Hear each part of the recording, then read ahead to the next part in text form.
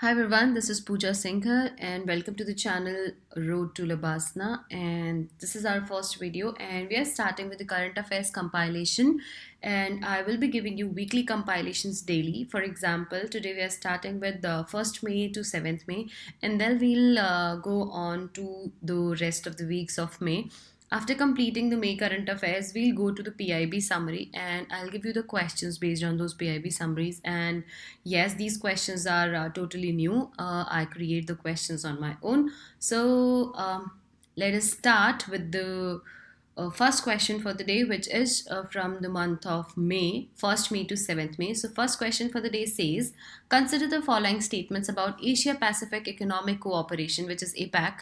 India is not the member of APAC because it doesn't border the Pacific Ocean. The unemployment rate, according to the report of APAC, was 3.8% in 2019 and it is to increase to 5.4% in 2020. So first of all, I want to say the read the question statements carefully, because what happens, most of the students doesn't read this question statement which says correct or incorrect.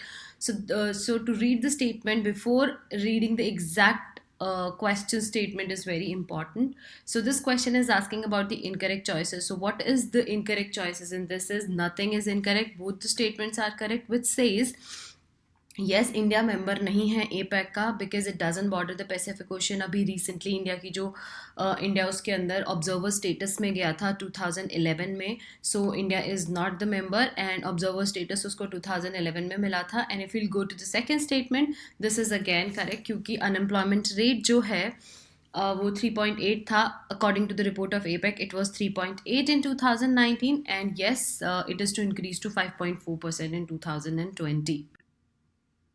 So moving on to the second question, what you can do, as we don't have any poll functionality here, active poll.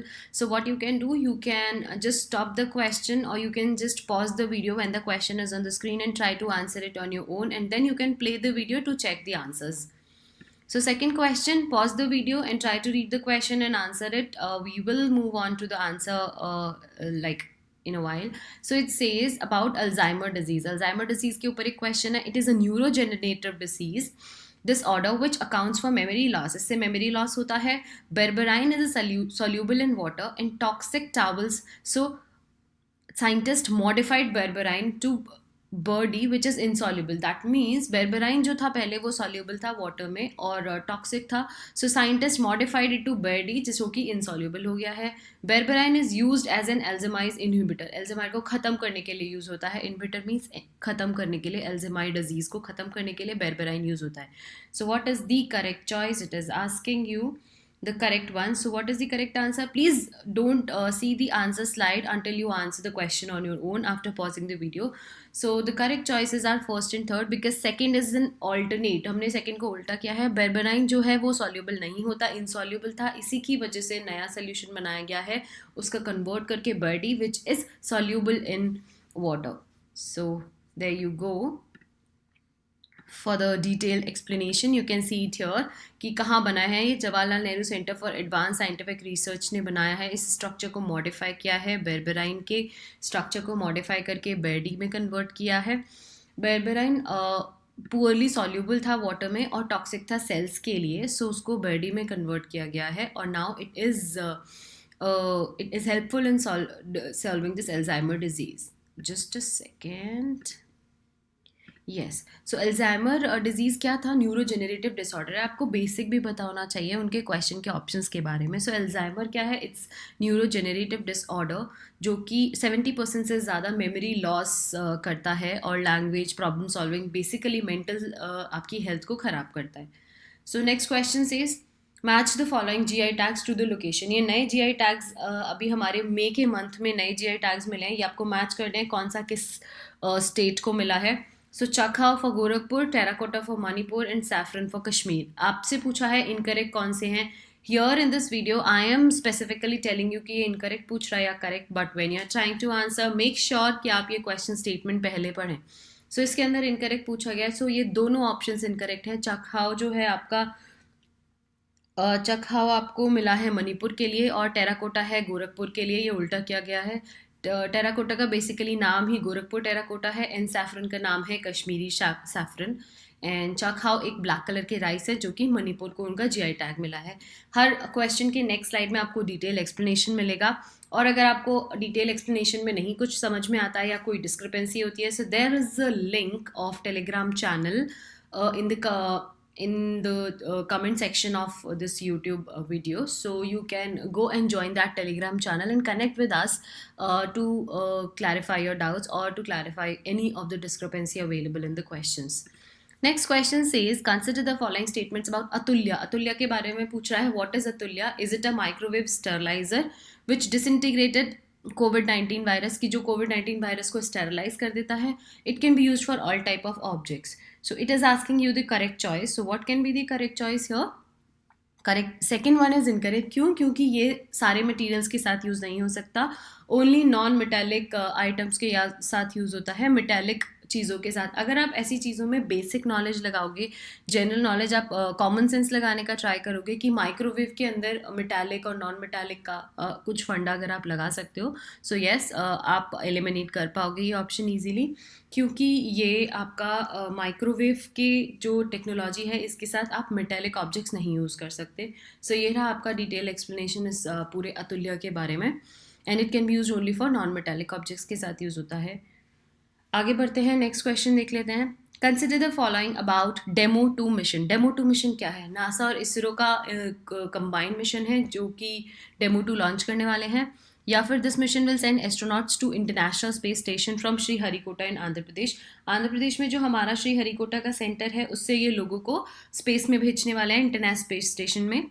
Crew dragon space craft है of NASA का, जो कि इन लोगों को astronauts को space में लेके जाएगा. सो डेमो 2 मिशन के बारे में आपको बताना है which is the correct statement.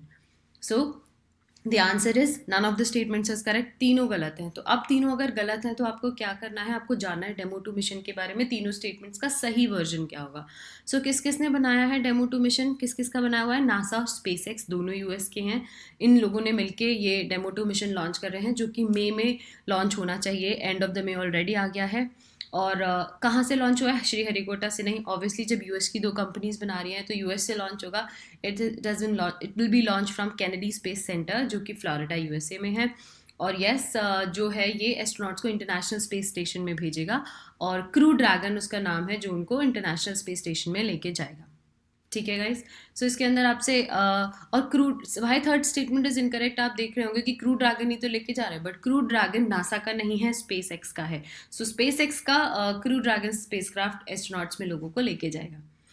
आगे बढ़ते हैं, नेक्स्ट क्वेश्चन जस्कर रिवर के बारे में है. Zanskar river is a tributary of Indus. Indus की ट्रिब्यूटरी है Zanskar. And then Wadia Institute of Himalayan Geology has recently explored the Zanskar catchment area and identified hotspots of erosion only. अभी एक सर्वे किया गया है Wadia Institute of Himalayan Geology के द्वारा, जो कि मई मंथ में ही हुआ है. सो उन्होंने क्या स्टडी किया है? उन्होंने स्टडी किया है जस्कर का कैचमेंट एरिया जहाँ पे पानी इकट्ठा होता है, और आइडेंटिफाई किए हैं हॉटस्पॉट्स, इरोजन के जो हॉटस्पॉट्स हैं सिर्फ वो आइडेंटिफाई किए हैं. सो अब ये क्वेश्चन आपसे पूछता है what is the incorrect choice. So एक और चीज़ मैं आपको बता देती हूँ कि जहाँ पे भी आपको ओनली एक्सट्रीम वर्ड्स ऐसी चीज़ें नज़र आएँ, सो बी केयरफुल अबाउट दैट कि वो करेक्ट है या नहीं है. बट 90% ऑफ द टाइम्स आपके एक्सट्रीम स्टेटमेंट्स एलिमिनेट हो जाते हैं, बट जो 10% बचा हुआ है प्रोबेबिलिटी बचती है, उसमें आपको बहुत केयरफुल होकर एलिमिनेट करना पड़ेगा. सो येस, यहाँ पे अगर आप देखें तो सेकंड स्टेटमेंट गलत है. उसने और भी बहुत सारी चीज़ें एक्सप्लोर की हैं, सिर्फ इरोजन एक्सप्लोर नहीं किया है. और क्या क्या चीज़ें उन्होंने एक्सप्लोर की हैं उसके लिए आप देख सकते हो नेक्स्ट स्लाइड, जो कि यहाँ डिटेल एक्सप्लेनेशन आपको दिया हुआ है कि उन्होंने जस्कर कैचमेंट एरिया को एक्सप्लोर करा है, और क्या क्या अंडरस्टैंड करने के लिए river born erosion and sedimentation, जो वहाँ पे सेडिमेंटेशन हो रहा है उसको भी स्टडी करने के लिए. ठीक है, चलो नेक्स्ट क्वेश्चन देखते हैं. It says consider the following about किसान सभा ऐप. ये एक एप्लीकेशन है किसान सभा ऐप, इसके बारे में है. किसने लॉन्च किया है? इज इट लॉन्च्ड और developed by NIC, national information centre, government का सेंटर है. The main aim of this app is to connect farmers to supply chain and freight transportation management system. इसका मेन एम ये है कि farmer को connectivity देने के लिए. It will also help in providing best market rates of crops by comparing nearest mandis, booking of freight vehicles at cheapest cost. कि मतलब उनको व्हीकल्स वगैरह बुक करने के लिए भी हेल्प करेगी ये एप्लीकेशन बहुत कम कॉस्ट पे. So now this is asking you the correct choice. क्या करेक्ट है इसके बारे में? बाकी के दोनों स्टेटमेंट्स इसके करेक्ट हैं, सेकंड और थर्ड, जो कि आपको बताते हैं कि ये ऐप किस चीज़ में हेल्प करती है। बट इनकरेक्ट क्या है? एनआईसी ने डेवलप नहीं किया है। किसने डेवलप किया है? It is developed by central road research institute, CSIR, और CSIR। सो इसके और CRR, इसको आप CRRI भी बोल सकते हैं। इसने किसान सभा ऐप बनाया है, बेसिकली कोविड-19 से रिलेटेड, क्योंकि कोई बाहर नहीं जा सकते, सो फार्मर्स की लाइफ ईजी करने के लिए ये ऐप बनाया गया है। ठीक है, बाकी detail explanation is already there, you can see the video and can have the detail explanation about each and every news for the first week of May. और कोई भी प्रॉब्लम है, so you can ping us on the Telegram channel which is given in the bottom of the video. So after watching this video, you can ping us on the Telegram channel, or you can join the Telegram channel as well to get the latest updates about the videos. Next question लिखते हैं. It says, consider the following statements. According to the Global Energy Review 2020, renewable energy is the only source that has registered a growth in demand. सिर्फ renewable energy ऐसा source है जिसने जिसकी growth बढ़ी है in 2020. And then second statement says, the impact of COVID-19 on energy demand in 2020 would be more than 7 times larger than the impact of 2008 financial crisis on global energy demand. तो second statement क्या बोल रहे हैं? जो कोविड-19 का impact है energy demand पे, वो 7 टाइम्स ज़्यादा होगा एज़ कम्पेयर टू 2008 में जो फाइनेंशियल क्राइसिस हुआ था, उससे 7 टाइम्स ज़्यादा है. सो करेक्ट ऑप्शन पूछा गया है आपसे. सब चीज़ आजकल कोविड-19 से ही रिलेटेड है, क्योंकि बहुत ज़्यादा इम्पैक्ट हो रहा है हमारे कंट्री पे. So the correct choice is both. दोनों स्टेटमेंट्स बिल्कुल करेक्ट है. ग्लोबल एनर्जी रिव्यू जो 2020 हुआ है, उसके अकॉर्डिंग सिर्फ रिन्यूएबल एनर्जी एक ऐसा रिसोर्स है जिसकी डिमांड में ग्रोथ देखी गई है. बाकी सारे एनर्जी रिसोर्सेज की डिमांड बहुत कम हुई है. उसके बाद ये जो आपका इम्पैक्ट आया है एनर्जी डिमांड पे, वो 7 टाइम्स ज़्यादा है. जो 2008 में फिनेंशियल क्राइसिस हुआ था, उससे भी 7 टाइम्स ज़्यादा आपका इफेक्ट आया है. Moving on to the next one. The detailed explanation is here. Next question says, consider the following about YASH. YASH क्या फुल फॉर्म है? Year of awareness on science and health. इसके बारे में दो स्टेटमेंट्स क्या बोलते हैं? The programme is aimed at minimizing risk at all levels with the help of public communication and outreach activities. यहाँ पे वर्ड दिया हुआ है ऑल लेवल. सो ऑल भी एक एक्सट्रीम वर्ड है. जब भी एक्सट्रीम वर्ड्स आएंगे आपको ध्यान से देखना है कि सही भी हो सकता है या नहीं, but 90% of the times extreme words गलत होते हैं. सो ये प्रोग्राम एम करता है और सारे लेवल्स पे पब्लिक कम्युनिकेशन और आउटरीच एक्टिविटीज़ को मिनिमाइज़ करने के लिए, पब्लिक कम्युनिकेशन की हेल्प से जो एक्टिविटीज़ को मिनिमाइज़ करने के लिए, रिस्क जो हो रहे हैं. और किसने लॉन्च किया है?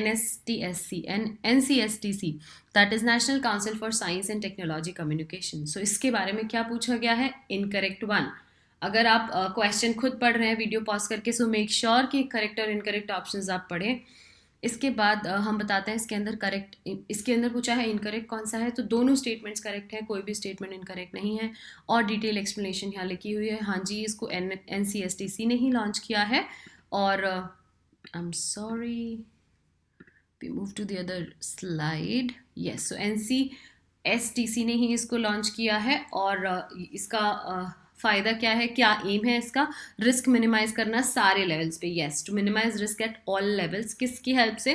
पब्लिक कम्युनिकेशन और अपनी एक्टिविटीज़ का आउटरीच बढ़ा के इस ऐप के थ्रू आप रिस्क मिनिमाइज़ कर सकते हो जगह जगह. यही इसका एम है.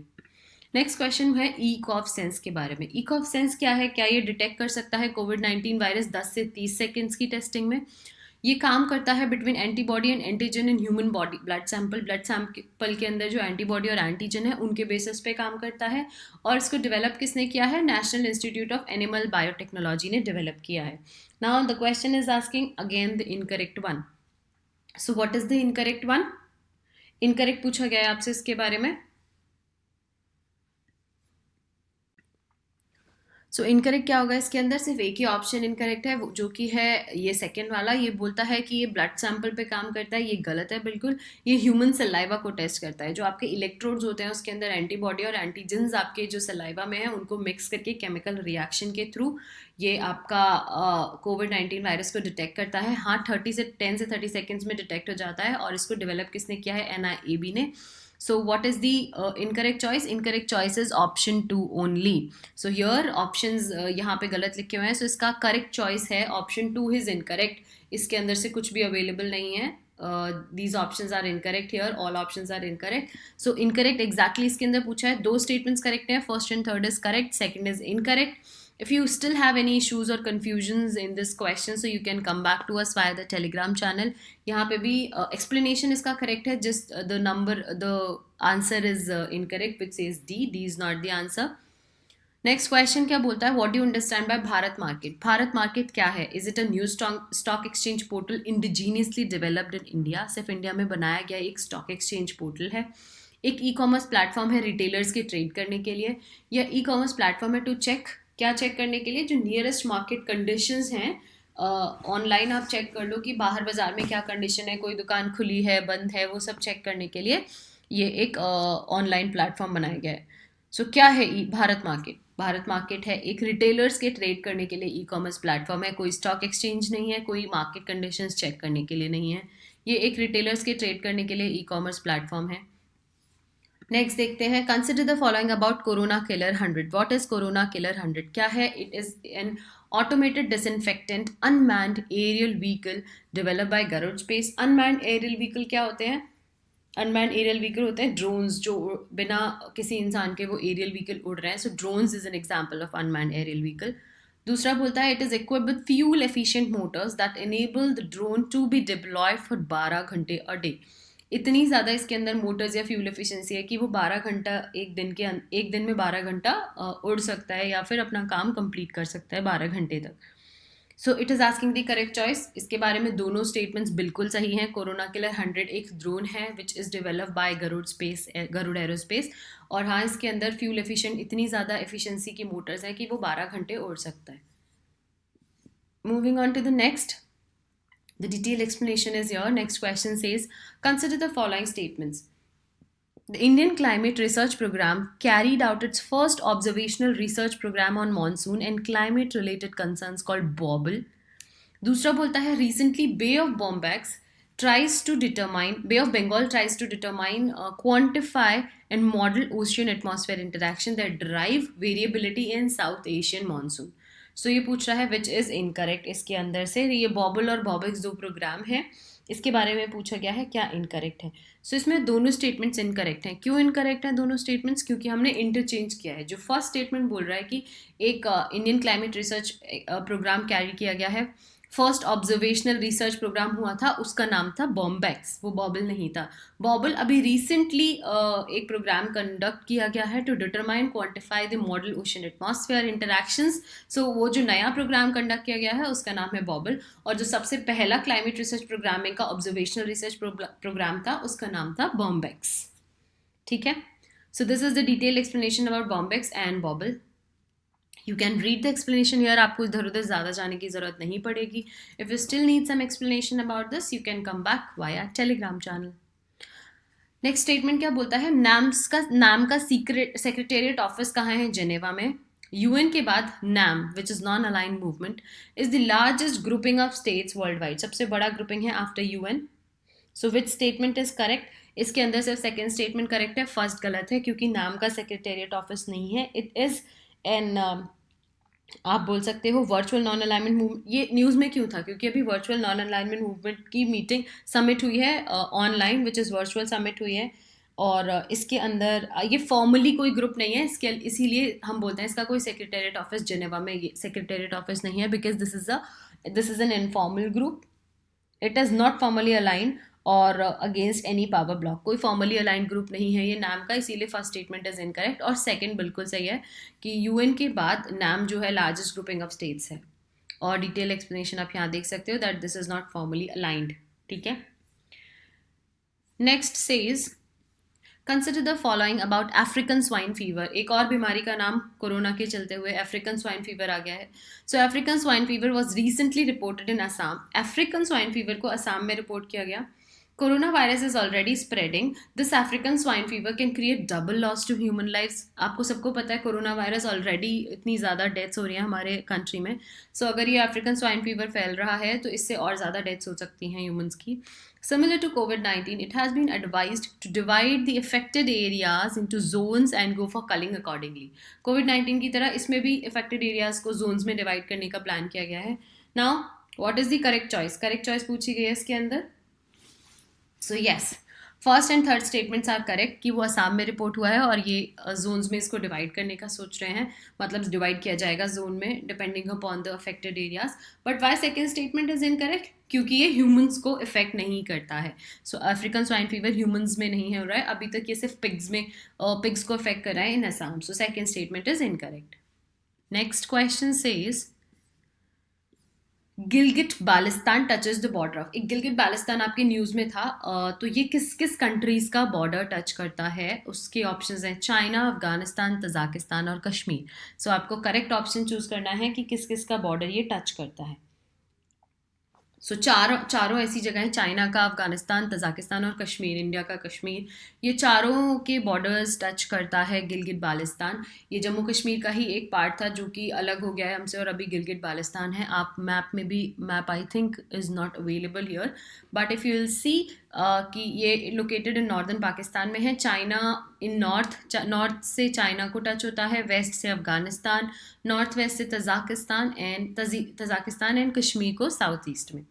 It shares a geographical boundary with Pakistan occupied Kashmir. जो हमारा पाकिस्तान ऑक्यूपाइड कश्मीर है उसके साथ भी बाउंड्री शेयर करता है. And India considers it as a part of undivided Jammu Kashmir, while Pakistan sees it as a separate POK.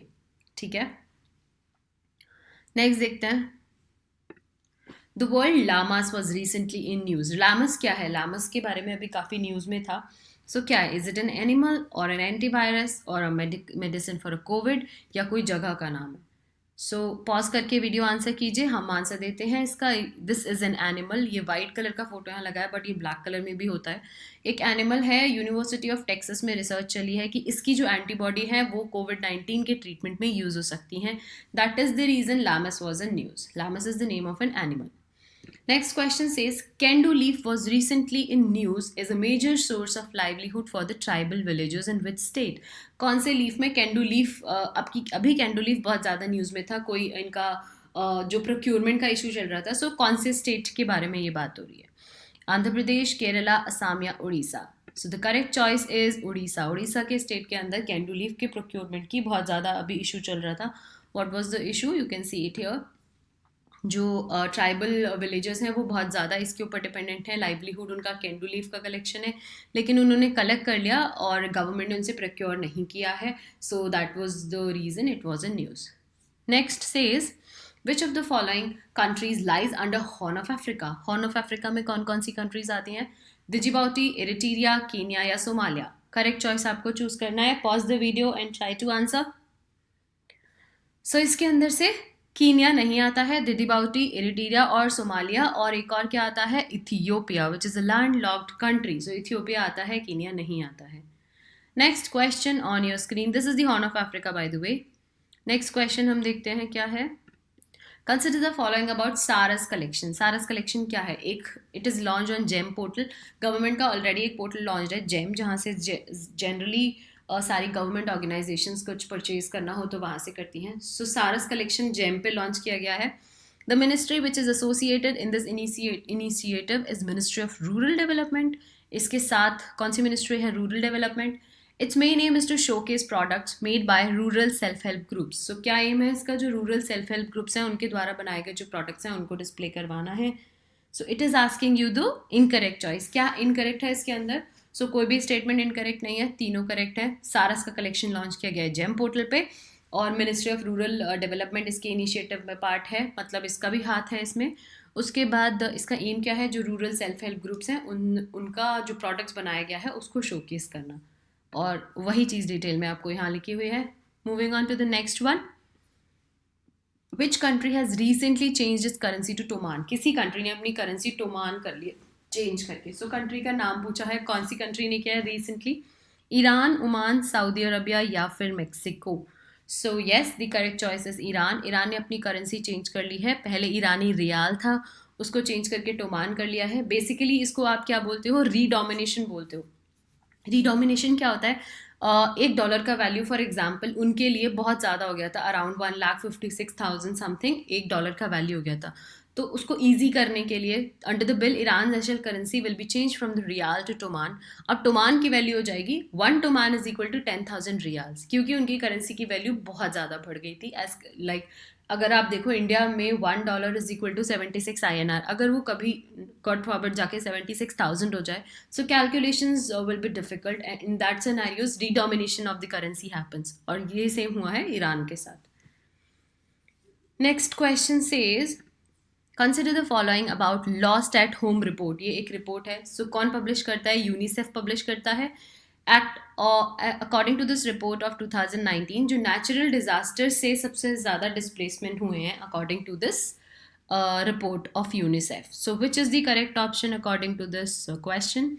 Both the statements are correct. UNICEF publish करता है और 2019 की रिपोर्ट के अकॉर्डिंग सबसे ज़्यादा जो डिसप्लेसमेंट्स हुए हैं, यानी जिसके लोगों के घर चले गए, लॉस्ट एट होम रिपोर्ट जिनके घर खो चुके हैं, वो सबसे ज़्यादा रिपोर्ट हुए हैं डिज़ास्टर्स की वजह से, नेचुरल डिज़ास्टर्स. और भी रीजंस हो सकते हैं इनके, नेचुरल डिज़ास्टर्स हैं और आप हो सकते हो कॉन्फ्लिक्ट ऑफ वायलेंस है, बहुत सारी चीज़ें होती है जिसकी वजह से इन लोगों के घर खो जाते हैं. नेक्स्ट देखते हैं, What do you understand by the term happy hypoxia? Happy hypoxia क्या है? Is it a condition where there is not enough oxygen is available to the body और body tissues के पास ऑक्सीजन नहीं रहता है, या फिर एक कंडीशन है जिसके अंदर रोते रोते इंसान हंसना शुरू कर देता है और हंसते हंसते रोना शुरू कर देता है, excessive laugh leads to crying. तीसरा ऑप्शन बोलता है it is a condition in which additional hormones generated in the body. जब बंदा ज़्यादा हंसता है तो उसके अंदर एडिशनल हार्मोन्स जनरेट हो जाते हैं जो कि हार्ट फेल भी कर सकते हैं. So what is happy hypoxia, या फिर इसमें से कुछ भी नहीं. सो हैप्पी हाइपोक्सिया क्या है? इट इज़ अ कंडीशन जहाँ पे इनफ ऑक्सीजन नहीं है बॉडी टिश्यूज़ के लिए, उस कंडीशन को आप बोलते हैं हैप्पी हाइपोक्सिया. उसका दूसरा नाम भी है, उसको साइलेंट हाइपोक्सिया भी बोलते हैं. कोविड-19 में ये कंडीशन देखी जा रही है. मेडिकल प्रैक्टिशनर्स ने रिपोर्ट किया ये कंडीशन कि बॉडी में ऑक्सीजन लो, जो आपके हैं extremely low body oxygen level हो जाता है और उससे पता भी नहीं चलता, और तभी भी they don't show the sign of breathlessness. Oxygen level कम हो जाता है फिर भी सांस लेने में प्रॉब्लम नहीं होती, which is very difficult to detect, और डेथ्स हो जाती हैं. Next says Consider the following statements about Garud Portal. Garud Portal क्या है? It is an acronym for Government Authorization for Relief Using Drones.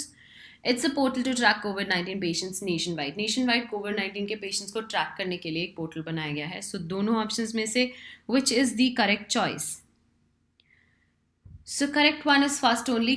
Garuda का फुल फॉर्म बिल्कुल ठीक है. अभी हमने देखा भी था गरुड़ का एक और क्वेश्चन हमने सॉल्व किया था अभी इसी क्लास के अंदर. सो सेकेंड स्टेटमेंट क्यों गलत है? इसका मेन ऑब्जेक्टिव क्या है? To assist government entities in seeking exemption for कोविड-19. जो भी गवर्नमेंट अपने मिशन चला रही है और उनको लोगों को इवैक्यूएट कराने के लिए कोई फ्लाइट्स ऑपरेट करनी है, कुछ भी ऑपरेट करनी है, तो उनको इमीडिएट अटेंशन या फिर आप बोल सकते हो उनको इमीडिएटली एग्जेम्पशन देने के लिए कि येस यू कैन गो. सो उनके लिए रिमोटली पायलटेड एयरक्राफ्ट सिस्टम जो है उनको देने के लिए civil aviation ministry has clarified that any violation of the provision will make the conditional exception null and void with lead to the penal action. So वो लोग उड़ा सकते हैं. जनरली सिविल एविएशन से आपको परमिशन लेनी पड़ती है, सो वो परमिशन टेक्स टाइम. सो उसको जल्दी प्रोसेस करने के लिए this is the portal. Next says consider the following about Vande Bharat mission. ये तो सबको पता होगा what is Vande Bharat mission. So the entire cost of the travel will be borne by the passengers under this mission. है क्या ये मिशन? अभी कोविड-19 की वजह से जो पैसेंजर्स फंसे हुए हैं बाहर, उनको लाने के लिए. सो इसकी कॉस्ट जो है वो पैसेंजर बियर करेंगे. और ये मिशन क्या है? Evacuate all Indian citizens living in 12 other countries. 12 countries से ये मिशन किया जाएगा सारे सिटीजन्स को लाने के लिए. So what is the correct choice? इसके अंदर करेक्ट पूछा है, only first statement is correct. Y?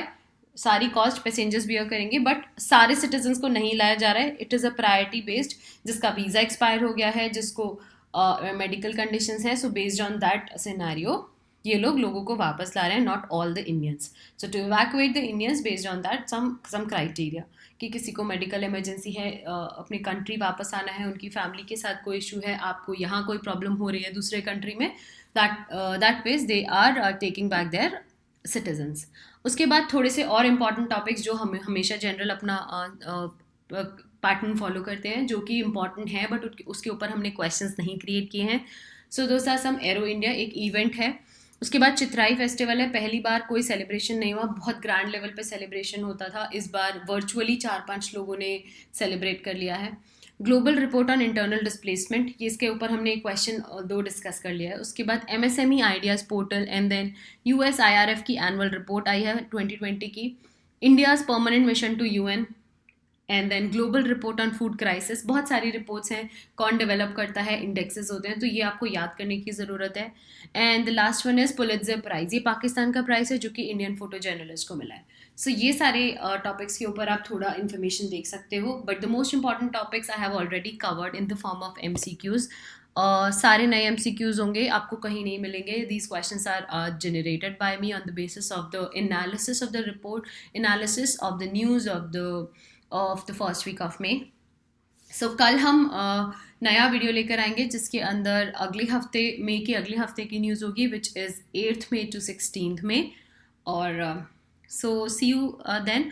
And after मे का पूरा कवर करने के बाद हम PIB के क्वेश्चंस भी लेकर आएंगे. So thank you so much for watching. If you like the video, give me a like and subscribe to the channel, जिससे कि आपको अगले वीडियोस की इन्फॉर्मेशन मिल जाए टाइम से और आपकी कोई वीडियो मिस नहीं हो. सो thank you so much for watching.